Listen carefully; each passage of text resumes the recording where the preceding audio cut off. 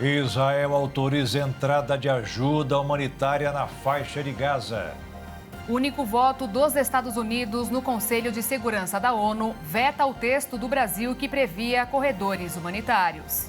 CPMI dos atos golpistas pede indiciamento de Jair Bolsonaro e mais 60 pessoas por ações contra a democracia. Polícia Federal apreende vários bens de empresários que devem 5 bilhões de reais em impostos. Federação das Indústrias do Rio de Janeiro apresenta um plano para evitar o desperdício de 2 bilhões de reais em material reciclável. Maior seca da história na Amazônia obriga até o desvio de cargas para lugares onde é possível navegar. Neymar vai ficar no mínimo 6 meses sem jogar por causa de contusão no joelho. E um dos maiores problemas de quem tem pressão alta é suspender o tratamento quando a situação melhora. É agora no Jornal das 22.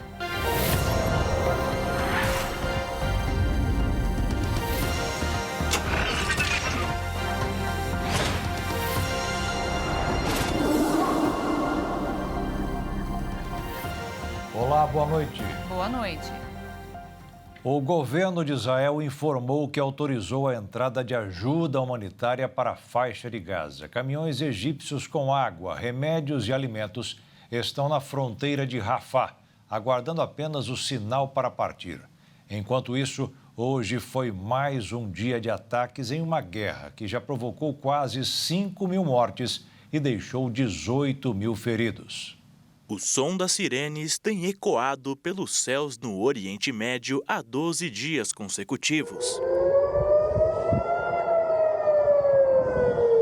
Os avisos sonoros indicam que novos ataques poderiam ocorrer em regiões povoadas de Tel Aviv e principalmente na faixa de Gaza. Mas os ataques não ficaram concentrados apenas no enclave dominado pelo terrorismo. Em outra parte, no sul do Líbano, o exército israelense também fez novos ataques para evitar o avanço do Hezbollah, outro grupo terrorista que domina aquela região.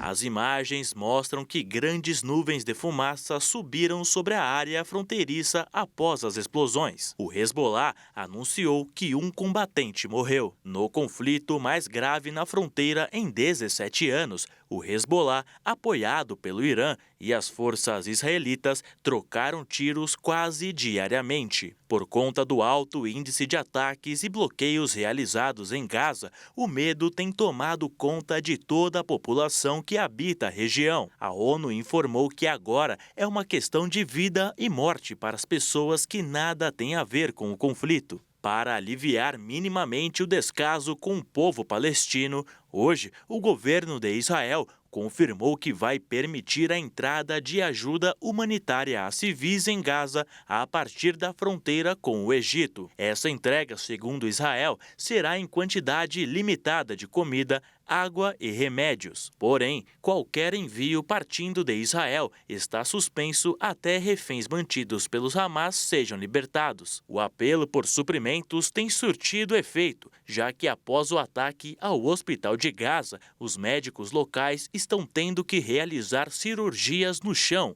muitas vezes sem anestesia, em uma tentativa desesperada de salvar vítimas gravemente feridas. A decisão pela liberação foi tomada após a chegada do presidente dos Estados Unidos, Joe Biden, a Israel. Em pronunciamento, o primeiro-ministro do país, Benjamin Netanyahu, disse que recebeu ajuda militar sem precedentes dos Estados Unidos, que inclui assistência que reforce ainda mais a capacidade de guerra de Israel. Pouco após desembarcar no Estado judaico, Biden se encontrou com o primeiro-ministro de Israel, Benjamin Netanyahu. Durante a reunião, diversos assuntos foram dialogados, entre eles o ataque ao hospital de Gaza. Uma das principais falas de Biden foi de que, como observado por ele, a explosão do hospital Ali Arab parece ter sido obra do outro lado. Mesmo estando em Israel para demonstrar apoio dos Estados Unidos, Unidos. Biden fez uma advertência para que o país não seja consumido pela raiva ao buscar justiça, mas que se o Hamas desviar ou roubar a assistência, eles vão demonstrar mais uma vez que não se preocupam com o bem-estar do povo palestino. E ainda garantiu que a prioridade nesse momento é a libertação dos quase 200 reféns levados para a faixa de Gaza nos ataques do Hamas, iniciados no dia 7 de outubro. A presença do presidente norte-americano em solo israelense tem como objetivo principal demonstrar o apoio do país a Israel e, ao mesmo tempo, tentar evitar que o conflito envolva outros países na região, como o Irã, o Líbano e a Síria. Quem também se manifestou sobre o ataque ao hospital foi o presidente Lula. Em suas redes sociais, o presidente classificou como tragédia injustificável o ataque a um hospital na cidade de Gaza. Lula reiterou o apelo para que o confronto entre Israel e o grupo terrorista Hamas não faça mais vítimas entre a população civil. Mas enquanto uns tentam evitar o conflito, outros bloqueiam essas possíveis ações de apoio. O Conselho de Segurança da Organização das Nações Unidas rejeitou o texto proposto pelo Brasil sobre a guerra entre Hamas e Israel. Atual presidente rotativo do Conselho de Segurança, o Brasil havia elaborado uma resolução que seria a primeira manifestação formal do órgão da ONU sobre o conflito no Oriente Médio. Mas, mesmo com o apoio de 12 países, os Estados Unidos votaram contra a proposta e, como o país tem o poder de veto, o texto foi integralmente reprovado. Segundo o Itamaraty, uma nova versão será agora elaborada, mas ainda sem prazo. Como justificativa, a embaixadora dos Estados Unidos na ONU, Linda Thomas-Greenfield, argumentou que seu país ficou desapontado pelo fato de o texto não mencionar o direito de autodefesa de Israel. Porém, o texto trazia sim em um de seus artigos a autodefesa de Israel, mas ponderava principalmente a criação de corredores humanitários para civis escaparem do conflito. O governo norte-americano também anunciou sanções ao que chamou de facilitadores financeiros do Hamas em países como Sudão, Turquia, Argélia e Catar. Segundo o comunicado do Departamento do Tesouro americano, os alvos das sanções teriam laços estreitos com o Irã.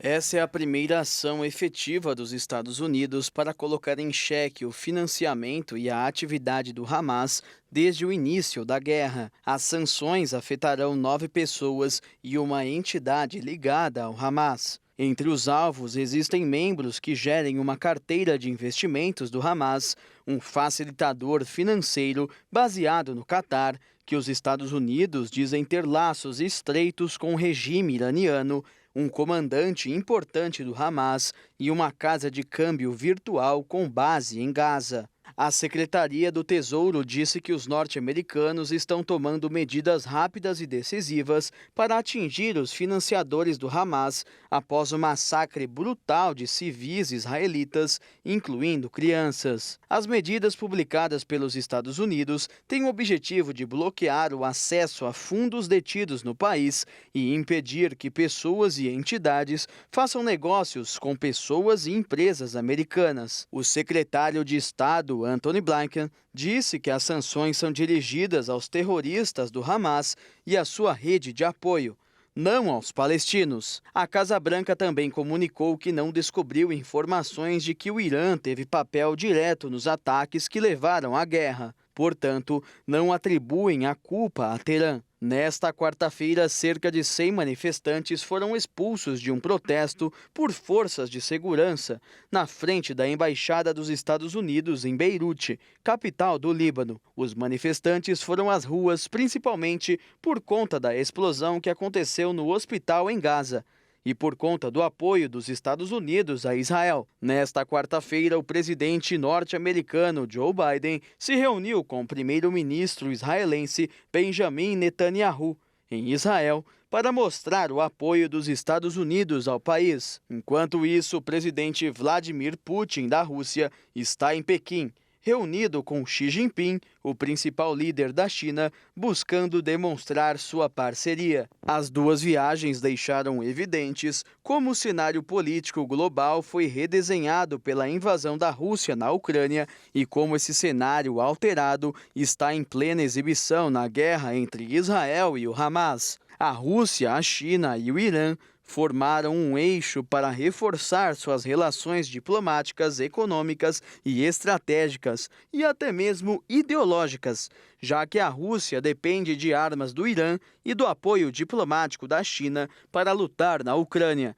E o Irã, isolado pelos Estados Unidos, viu uma oportunidade em se aproximar de ter novos parceiros comerciais e alguma fonte de legitimidade internacional. Já a China, que passa por um momento de dificuldade econômica, poupou bilhões de dólares ao importar quantidades recordes de petróleo de países sob sanções ocidentais, como a Rússia e o Irã. Acima de tudo, os três países encontraram uma causa ideológica em comum: desafiar os Estados Unidos.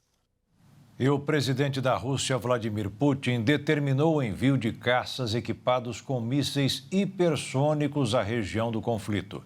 Segundo Putin, a medida não é uma ameaça, mas uma manobra de rotina para monitorar os 2 porta-aviões enviados pelos Estados Unidos para defender Israel contra o Hamas e evitar que o Irã se envolva na guerra.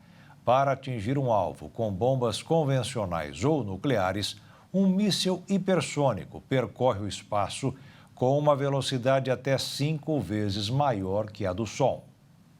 Um avião cedido pela Presidência da República decolou nesta quarta-feira de Roma, na Itália, para levar ajuda humanitária às famílias de civis que tentam escapar da faixa de Gaza. Segundo a Força Aérea Brasileira, a aeronave leva 40 purificadores de água portáteis e 2 kits de medicamentos e insumos doados pelo governo federal. O avião VC-2 modelo Embraer 190 pousou às 10 horas e 4 minutos desta quarta-feira, horário de Brasília, no Aeroporto Internacional de Al-Arish, no Egito, terminal mais próximo da fronteira com Gaza, e que está reservado para as ações humanitárias. Depois de descarregar o material, o avião da FAB será deslocado para o Cairo, capital egípcia, onde aguardará instruções sobre a retirada dos brasileiros que estão em Gaza. Uma nota divulgada pelo Ministério das Relações Exteriores na terça-feira informava que o grupo de cerca de 30 brasileiros e seus familiares diretos estavam abrigados nas localidades de Qihan, Yunis e Rafah, no sul de Gaza, aguardando a abertura do posto de fronteira de Rafah. Estima-se que as doações atendam 3.000 pessoas ao longo do mês. Segundo nota divulgada pelo Palácio do Planalto, os 40 purificadores têm capacidade de tratar mais de 220 mil litros de água por dia e cada kit de medicamentos possui 48 itens, somando 267 quilos de materiais. A operação é coordenada pela Agência Brasileira de Cooperação do Ministério das Relações Exteriores e conta com o apoio do Ministério da Saúde. Segundo a Organização Mundial de Saúde, os hospitais de Gaza estão enfrentando escassez de medicamentos e a interrupção no fornecimento de água e eletricidade para a população. Na terça-feira, um hospital foi bombardeado no norte da região. O ataque deixou centenas de mortos. Na semana passada, o ministro das Relações Exteriores do Brasil, Mauro Vieira, acionou o chanceler do Egito, Sameh Shoukry, para encontrar uma solução para que os brasileiros em Gaza possam deixar a região, considerada a mais perigosa no conflito. Nessa semana, o governo brasileiro confirmou novas tratativas com o país africano para a repatriação de brasileiros que estão em Gaza. O presidente da EBC, a empresa Brasil de Comunicação, foi demitido hoje. Hélio Doyle provocou constrangimento ao governo, que tenta manter neutralidade nesta guerra, porque compartilhou em sua rede social um comentário, segundo o qual quem apoia Israel é idiota. O ministro Paulo Pimenta, da Secretaria da Comunicação Social, chamou o jornalista e comunicou o problema que isso representa. Aí, ele pediu para sair. Enquanto os estrangeiros que estavam em Israel fizeram de tudo para voltar para casa o quanto antes, um brasileiro ficou no país em guerra o máximo que pôde para ajudar as vítimas. E em uma rede social, ele publicou a solidariedade no meio da destruição. Aí galera, estamos aqui no voluntariado, fazendo comida hoje, fazendo sanduíches, comida para poder levar para o pessoal que está lá no campo de guerra. Este vídeo foi publicado pelo mineiro Jonas Gabriel Carvalho Xavier em uma rede social, assim que o conflito em Israel começou. Ao invés de fugir da região, o jovem de 25 anos resolveu se voluntariar para ajudar no que estivesse ao seu alcance. A gente já cortou muito pão aqui, desde muito cedo. E aqui tem um pessoal que está cuidando da festa, da galera da festa que sumiu, que desapareceu. Entre eles, os brasileiros Gabriel Barel, Carles Telzer, Ranine Gleiser e Bruna Avaliano. Todos encontrados mortos, dias depois dessa gravação. Estão tentando entrar em contato com eles pelo Facebook, pelo número de celular e ver se acha essas pessoas que estavam na rave lá no sul quando aconteceu o ataque. Apesar do medo, nada tirou de Jonas o desejo de ajudar o próximo e de fazer parte dessa grande corrente do bem.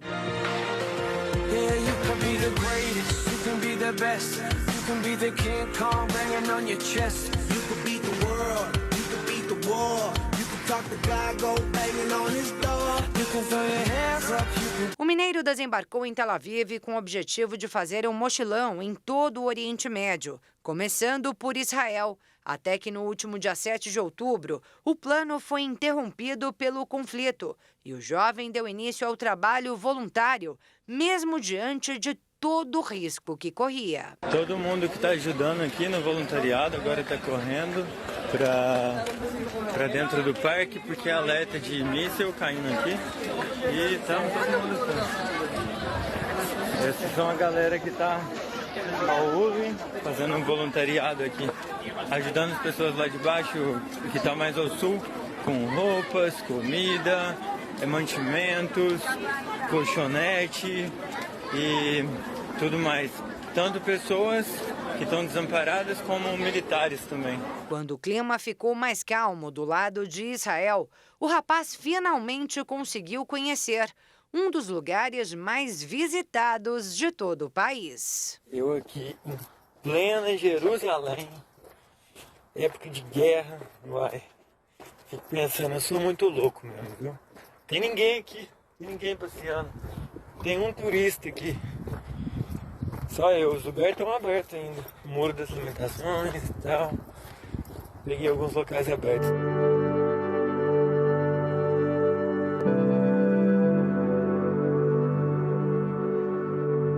Depois de semanas de tensão, ajuda humanitária e uma experiência jamais imaginada, Jonas agora segue viagem. É claro que ele precisou mudar de rota por causa da guerra. Ao invés do Oriente Médio, o brasileiro continua um mochilão em países da Europa, começando por Portugal. Quem sabe em tempos de paz, Jonas ainda volte a Israel. Seria como reproduzir o texto bíblico escrito na imagem da última foto que o rapaz tirou e postou ainda no aeroporto de Tel Aviv na tarde desta quinta-feira, antes de embarcar. O trecho que fala da queda de Absalão e o retorno de Davi e seu povo a Jerusalém.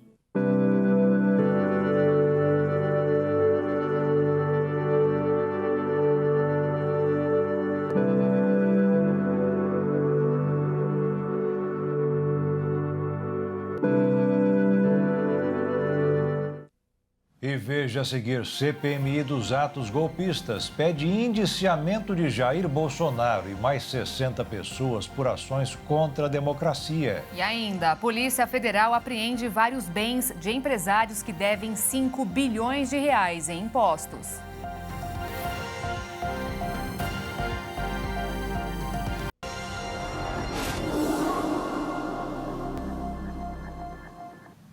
O relatório da Comissão Parlamentar Mista de Inquérito dos atos de 8 de janeiro aprovou hoje o relatório final dos trabalhos. A decisão foi pedir o indiciamento do ex-presidente Jair Bolsonaro e mais 60 pessoas por ações contra a democracia.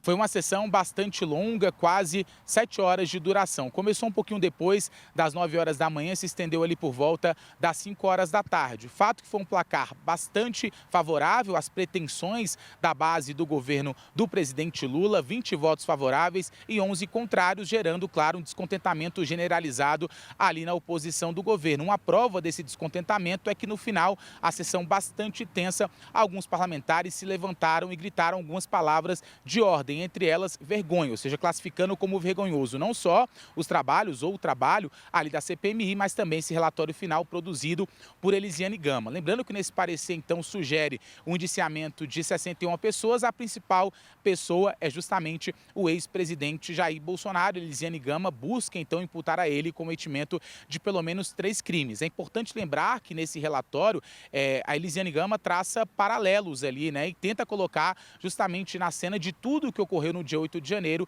a figura de Jair Messias Bolsonaro. Não só ele está entre esses indiciados, né, sugeridos nesse relatório de Elisiane Gama, mas também ex-integrantes do governo, como no caso Luiz Eduardo Ramos, também o próprio ex-ministro da Justiça e Segurança Pública Anderson Torres, integrantes das Forças Armadas que ocuparam cargos no governo do então presidente Jair Bolsonaro e também integrantes da Polícia Militar aqui do Distrito Federal que tiveram a atuação no dia 8 de janeiro bastante questionada, virou tema inclusive de julgamento lá no Supremo Tribunal Federal. Agora, como fica depois então da votação do relatório final com esse placar elástico? Olha, agora então vai lá para o Ministério Público Federal que dá a palavra final, que é o órgão responsável, né, por dizer se cabe ou não esses indiciamentos, né? E nesse caso a expectativa então é que vai parar nas mãos do subprocurador que foi responsável ali pelo julgamento no 8 de janeiro no Supremo Tribunal Federal, que é Carlos Frederico Santos. É importante lembrar que algumas defesas já se manifestaram em relação a esse relatório final, mas o posicionamento mais enfático foi da defesa do ex-presidente Jair Bolsonaro, que classificou como parcial esse relatório produzido por Elisiane Gama. Mas fato é que agora as atenções ficam voltadas ali para o Ministério Público Federal. Aquelas pessoas que têm foro privilegiado, aí quem conduz a investigação, claro, se tiver uma decisão favorável por parte do Ministério Público Federal pelo indiciamento, aí vai para o Supremo Tribunal Federal. Aqueles que não têm foro privilegiado para a Justiça Comum, que seria o caso, por exemplo, do ex-presidente Jair Bolsonaro. Eu volto ao estúdio. E hoje foi o ex-presidente Bolsonaro quem classificou de um absurdo o pedido de indiciamento feito pela CPMI dos atos de 8 de janeiro e questionou os responsáveis pela comissão que não pediram que ele fosse convocado para prestar esclarecimentos. A declaração foi dada logo depois dele comparecer à sede da Polícia Federal em Brasília por causa das acusações de um suposto esquema com empresários para um golpe de Estado. O ex-presidente entregou sua defesa por escrito e o advogado questionou o andamento da ação sob o comando do Supremo Tribunal Federal. Absolutamente nenhum dos investigados detém foro por prerrogativa de função. São empresários e um ex-presidente da República. Portanto, se houvesse algum fato delituoso a ser investigado, ele deveria tramitar em primeira instância. Lamentavelmente, os casos que envolvem o ex-presidente Bolsonaro recorrentemente têm padecido desse problema de competência. O que de importante aconteceu no início desse inquérito? O objetivo foi atingido. É tirar de circulação, censurar, calar o senhor Luciano Hang, o empresário que tinha 10 milhões de seguidores. Isso serviu para inibir também outras pessoas que eram simpáticas a mim por ocasião das eleições. Então, é mais um fato que mostra, no mínimo, né, a parcialidade de como foram conduzidas as eleições do ano passado. A Polícia Federal e a Receita Federal realizaram uma operação contra um grupo de empresários que deve mais de 5 bilhões de reais em tributos à União no Rio de Janeiro. Durante a ação, um iate avaliado em 14 milhões de reais foi apreendido. Os agentes cumpriram mandados em 10 endereços nos bairros de Campo Grande e Barra da Tijuca e no município de Duque de Caxias. O grupo investigado teria criado mais de 50 empresas, a maioria delas fantasmas, para burlar o pagamento de tributos e usado laranjas para se isentar das cobranças. A operação começou após uma notícia-crime da Receita Federal. Uma decisão judicial obtida pela Procuradoria-Geral da Fazenda Nacional também determinou o bloqueio de todos os bens do grupo empresarial para garantir o pagamento da dívida tributária. Entre os bens bloqueados estão mais de 40 imóveis avaliados em cerca de 38 milhões de reais, mais de 120 veículos, incluindo carros de luxo, e dinheiro depositado em contas bancárias. Os alvos da operação são acusados de cometerem os crimes de sonegação de impostos, associação criminosa, estelionato e lavagem de dinheiro. Caso sejam condenados, os suspeitos podem pegar até 23 anos de prisão. O varejo restrito no Brasil fechou o mês de agosto em queda de 0,2% em relação a julho. O que vendeu menos foram artigos de uso pessoal e doméstico. O melhor resultado ficou com supermercados e hipermercados. E quando o IBGE inclui o setor automobilístico e da construção civil, que é o varejo ampliado, a baixa de agosto foi maior, de 1,3%. No acumulado de janeiro a agosto, houve uma alta de 1,6% e nos últimos 12 meses de 1,7%. No mercado financeiro, em meio às crescentes tensões no Oriente Médio com a guerra entre Israel e o Hamas, investidores repercutiram, além do aumento do petróleo, o relatório do Banco Central americano, que apresentou poucas mudanças em relação ao processo de desinflação e alta do emprego na economia do país. Com isso, o dólar fechou em alta de 0,37%, encerrando em R$ 5,05 na venda. A Bolsa de Valores fechou em forte queda de 1,60%, aos 114.060 pontos. O Ministério da Fazenda fez hoje um alerta aos brasileiros endividados para que não caiam em golpes ao tentar pagar suas dívidas na plataforma do Desenrola Brasil. A pasta não deixou claro de que forma os golpistas têm atuado, mas relembrou que a comunicação do governo só acontece pelo celular via SMS. Se por acaso você recebeu algum link, site, e-mail ou mensagem pelo WhatsApp, ignore que é golpe. A Feira do Empreendedor, que mobiliza milhares de pessoas anualmente para estimular o desenvolvimento de novos negócios no Brasil e no mundo, o evento será realizado até amanhã.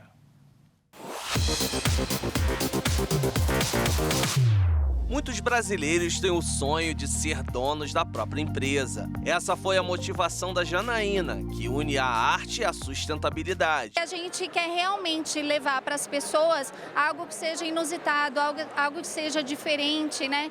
E principalmente trabalhando com questões ambientais. Já a Edmeia quis transformar em negócio a sua história. A minha empresa é a Quilombo Doces. Ela foi criada a partir de receitas ancestrais do quilombo de onde eu nasci. Resolvi criar uma empresa que representasse as mulheres do quilombo de onde eu sou. Reescrevo as receitas das mulheres quilombolas. A Feira do Empreendedor é realizada pelo Serviço Brasileiro de Apoio às Micro e Pequenas Empresas, SEBRAE, desde 2012 em São Paulo e se tornou referência para quem deseja abrir ou acelerar uma empresa. O São Paulo Expo, local da FE23, deve receber 125 mil pessoas durante 4 dias e gerar 700 milhões de reais em negócios entre visitantes e expositores. O evento tem modelo híbrido, com atrações presenciais e online. O Sebrae aproveita a oportunidade para orientar visitantes sobre gestão, formalização e regularização de suas empresas nos balcões de atendimento. Os MEIs, ou microempreendedores individuais, impulsionam grande parte do empreendedorismo no país. No primeiro semestre de 2023, eles representaram 77% do total de novas empresas criadas no Brasil. E o evento do Sebrae deu espaço e voz para esse público desenvolver seus negócios. Então enfrentamos uma dificuldade de expandir o nosso negócio para mais pessoas, para mais lugares, então ainda estávamos muito pequeninas. Esse movimento aqui hoje mesmo foi um movimento que nos trouxe uma amplitude muito maior. O maior desafio é crédito, porque nós não temos uma fonte de crédito para investir na marca. Então isso é muito difícil, é muito complicado. O espaço de 52 mil metros quadrados tem estandes e um shopping com pequenos negócios atendidos pelo Sebrae. O evento gratuito também oferece ao público uma série de atrações inovadoras e interativas, com palestras e oficinas, com destaque para a Arena do Conhecimento. O espaço Sebrae Delas é voltado ao protagonismo da mulher nos negócios. Na área reservada ao turismo, é possível fazer esportes radicais, como escalada e rafting. A tecnologia entra em cena na arena de games, que usa jogos para testar habilidades comportamentais, como trabalho em equipe, comunicação, liderança, gerenciamento de tempo e recursos, inteligência emocional e trabalho sob pressão. A inovação traz a loja do futuro, pensando em soluções para o varejo. A consultora do Sebrae São Paulo, Fernanda Prada, falou sobre o evento e seus objetivos. Para nós do Sebrae, o principal objetivo da Feira do Empreendedor é gerar negócios para as micro e pequenas empresas do estado de São Paulo. A gente vem trazendo aqui mais de 1.300 expositores que trazem oportunidades para quem quer empreender ou para quem já empreende e quer melhorar os seus negócios. Então a gente tem aqui muita oportunidade, tem franquias, tem os serviços, tem máquinas e equipamentos, tem negócios digitais, tem vários expositores que estão trazendo as melhores oportunidades e os melhores negócios para todo mundo que está visitando a feira. Com a Feira do Empreendedor, a Janaína pensa no futuro e quer crescer cada vez mais. Hoje aqui na feira, a gente está em contato com os empreendedores. A possibilidade de fechar negócio, a possibilidade de sair do micro e ser grande no mercado.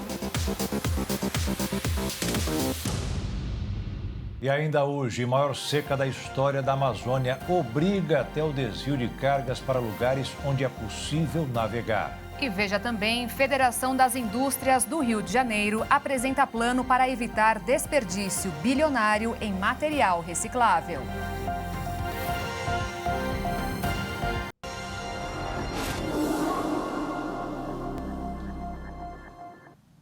O Rio de Janeiro desperdiça bilhões de reais em materiais que poderiam ser reciclados e todo ano poderia gerar mais renda, empregos e cuidar do meio ambiente. Mas o governo do estado não faz nada disso. Enterra tudo. O Rio de Janeiro perde cerca de 2 bilhões de reais por ano por não reciclar os resíduos sólidos que são descartados nos aterros sanitários.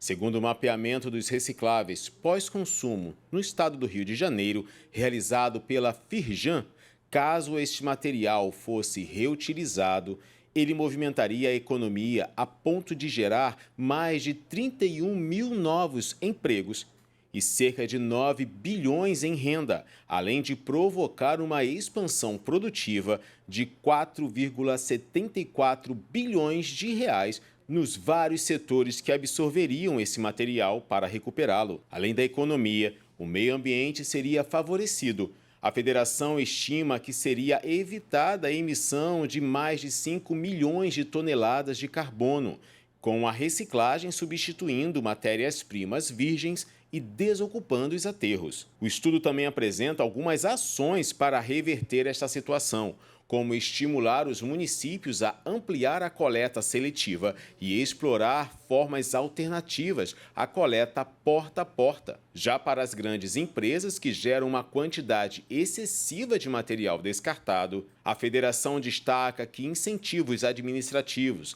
regulatórios e econômicos podem ser instrumentos para motivá-las a separar os recicláveis nos espaços onde funcionam. A seca que atinge a região da Amazônia é a quarta pior desse século. Além dos problemas já visíveis, danos irreparáveis serão causados a longo prazo, principalmente a resistência do bioma. O período de seca encontra a floresta já desmatada e deixa o ambiente mais propenso ao fogo, além de diminuir o processo de evapotranspiração, responsável por quase 50% da água sobre a Amazônia. Reduz as chuvas que se deslocariam para outros pontos e fragilizam ainda mais o bioma. As mudanças climáticas também trazem um novo período, com novos incêndios devido à alteração da pluviosidade, e a recomposição da vegetação é afetada, o que também prejudica a resistência do bioma. Por esse motivo, os efeitos da atual falta de chuvas na região, impulsionados pelo fenômeno El Niño, ainda vão permanecer na floresta amazônica por muito tempo. Nos últimos dias, o Rio Negro chegou à marca de 13,49 metros em Manaus. Esse é o nível mais baixo em 121 anos, desde que o monitoramento começou a ser feito.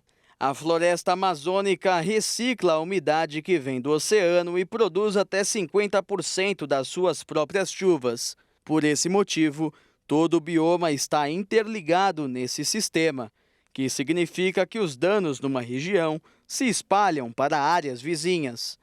Segundo a pesquisa, esse sistema será fortemente afetado por secas mais frequentes, conforme as previsões de tendências do aquecimento global, que já alteram a forma, a precipitação e os padrões e a duração da estação seca. A estimativa da pesquisa é que os danos globais causados por um evento extremo como o atual possam aumentar em até 1/3. Antes da seca deste ano, o bioma e seus moradores foram atingidos pelas secas de 2005, 2010, 2015 e 2016.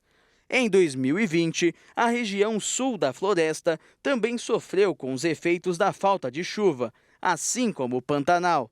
Assim, o que se vê neste ano na floresta não pode ser diferente do que os anos anteriores. Dessa forma, as notícias sobre queimadas e recordes sucessivos de desmatamento que explodiram e se acumularam nos últimos anos também fazem parte do mesmo roteiro de acontecimentos. Em razão da seca, o diretor-geral da Associação Nacional dos Exportadores de Cereais, Sérgio Mendes, afirmou que exportadores de grãos que veem algum risco de atraso para seus embarques antes do previsto para os portos do norte do Brasil estão desviando algumas cargas para terminais do sul e sudeste, especialmente para Santos, em São Paulo, principal canal de escoamento de soja e milho no país. Porém, Mendes afirmou que a seca nos rios amazônicos, que tem limitado os volumes transportados até os portos de exportação do Arco Norte, não impactarão as exportações brasileiras este ano. Um estudo demonstrou um dado preocupante sobre a cobertura de saúde no Brasil. Nele foi demonstrado que o estado do Rio de Janeiro tem a pior rede de atenção primária à saúde do Brasil. A atenção primária à saúde do Brasil é a porta de entrada da população no sistema de saúde. Dessa forma, é muito importante para identificar doenças em estágios iniciais, permitir o acompanhamento de doenças crônicas, resolver problemas para que não cheguem à média e alta complexidade. E por isso, os dados são tão preocupantes. Para realizar o estudo, foram usados números precisos da saúde em 2021.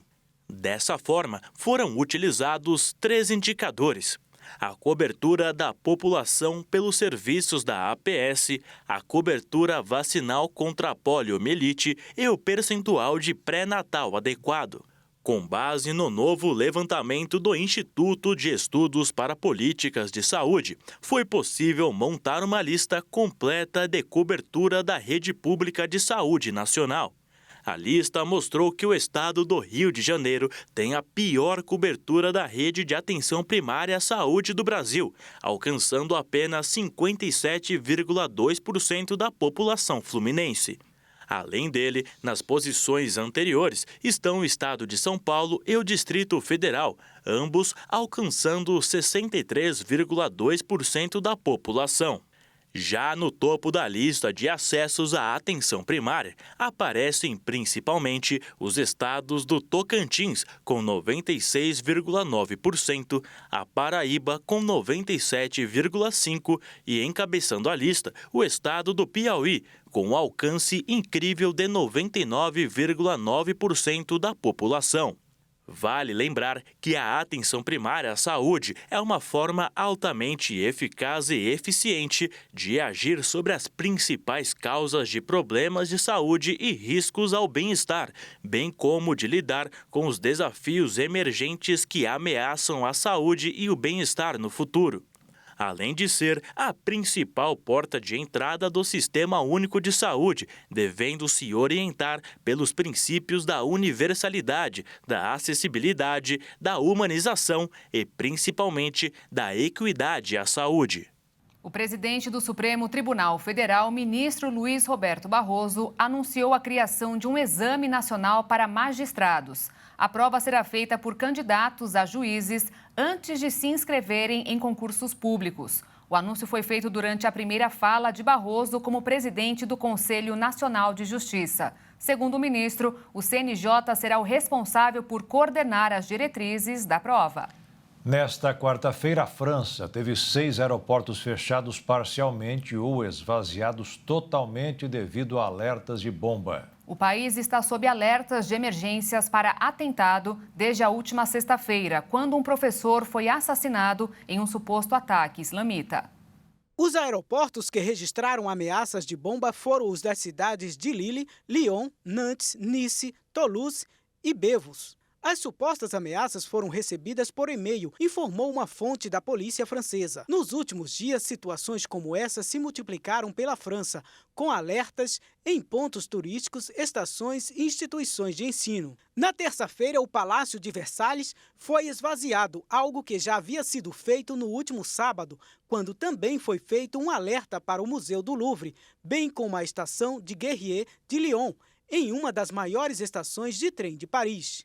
A Procuradoria Nacional Antiterrorismo da França investiga se o atentado tem relação com organizações terroristas, já que aconteceu em meio ao conflito entre Israel e Hamas. Outros países da Europa também veem o reflexo da guerra iniciada após o ataque do Hamas no dia 7 de outubro. Na Alemanha foram registradas pichações da Estrela de Davi nas portas de algumas casas. A ação lembra a perseguição sofrida por judeus durante o regime nazista no país, a partir da década de 1930, quando marcações semelhantes eram feitas para sinalizar a presença judia em uma atitude discriminatória e de perseguição. Segundo o jornal britânico The Telegraph, 4 casos foram reportados à polícia do país nos últimos dias, 2 deles em casas onde residem judeus. E a seguir, um dos maiores problemas de quem tem pressão alta é suspender o tratamento quando a situação melhora. E também, Neymar vai ficar no mínimo 6 meses sem jogar por causa de contusão no joelho.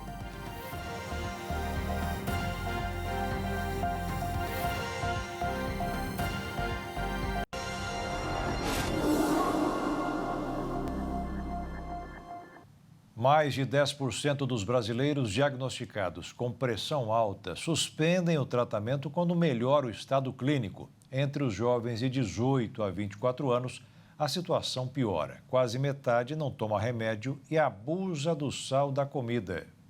Os dados da Covitel, com o apoio da Humane, Associação Sem Fins Lucrativos na área de saúde pública, monitoraram o cenário de doenças crônicas antes e depois da pandemia de Covid e ocorrem em um momento em que especialistas apontam sinais de alerta para um aumento no diagnóstico entre adultos jovens. Foram ouvidos 9.000 adultos brasileiros de capitais e cidades do interior das 5 regiões do país, por telefone fixo e celular, entre janeiro e abril de 2023. A prevalência da doença é maior entre idosos, para os quais o índice chega a 62,5%. Já entre as faixas etárias mais jovens, até 34 anos, o percentual varia de 8,2% a 10,1%. Para especialistas, a estimativa é que o total na prática seja ainda maior, já que muitos não sabem que têm a doença. O grupo faz alertas para a piora em fatores de riscos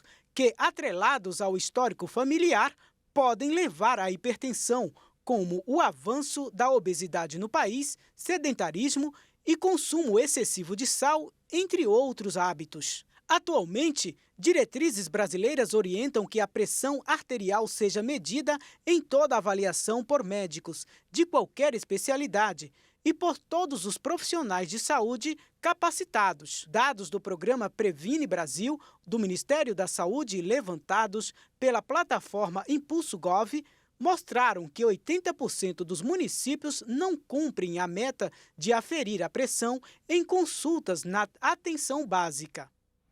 O Bolsa Família começou a ser pago hoje pela Caixa Econômica Federal. As famílias que têm bebês com menos de 7 meses receberão um adicional de R$ 50. O objetivo é reforçar a alimentação das mães que amamentam. Ainda este mês, as famílias contempladas também vão receber o auxílio gás, no valor de R$ 106. Os pagamentos vão até o último dia do mês e serão feitos de acordo com o final do número de identificação social. Hoje foi o dia de quem tem o NIS com final 1 e assim vai até chegar o NIS final 0. O atacante Neymar rompeu o ligamento cruzado anterior do joelho esquerdo e vai ficar afastado mais uma vez do futebol. Em nota divulgada pela Confederação, foi confirmado que o atual camisa 10 da seleção vai ter que ser submetido a uma cirurgia. Ele se machucou, olha só a cena, no jogo de ontem em que o Brasil perdeu por 2-0 para o Uruguai pelas eliminatórias da Copa do Mundo. O tempo de recuperação em um caso como este varia de 1 a 6 meses a 1 ano. E o Al Hilal da Arábia Saudita, que acabou de contratar o jogador, poderá ser indenizado pela contusão. A FIFA tem o Programa de Proteção de Clubes, por meio do qual compensa os clubes em caso de lesões sofridas quando os jogadores defendem suas seleções. Uma cadela que atua no Corpo de Bombeiros Militar de Mato Grosso do Sul recebeu a certificação nacional de cães de busca e resgate. Laika, que é da raça pastor holandês, foi aprovada na prova de busca urbana durante a 21ª edição do Seminário Nacional de Bombeiros, em Gramado, no Rio Grande do Sul. Senhoras e senhores, com vocês, a Laika. Senta. Deita. Aqui.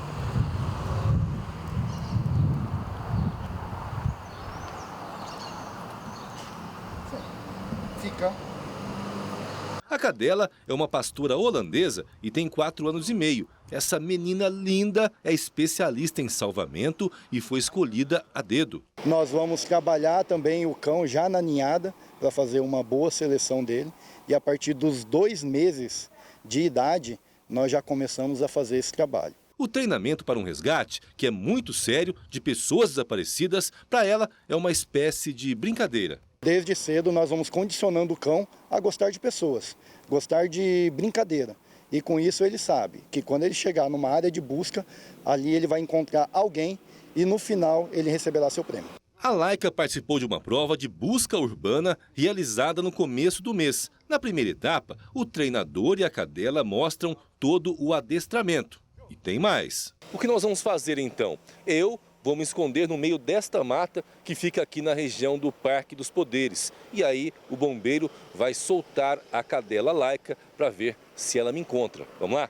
Olha só, escondi aqui então atrás de uma árvore. Eles estão lá na frente. Vamos ver se ela me encontra, né? Achou! Achou! Que coisa linda, olha só.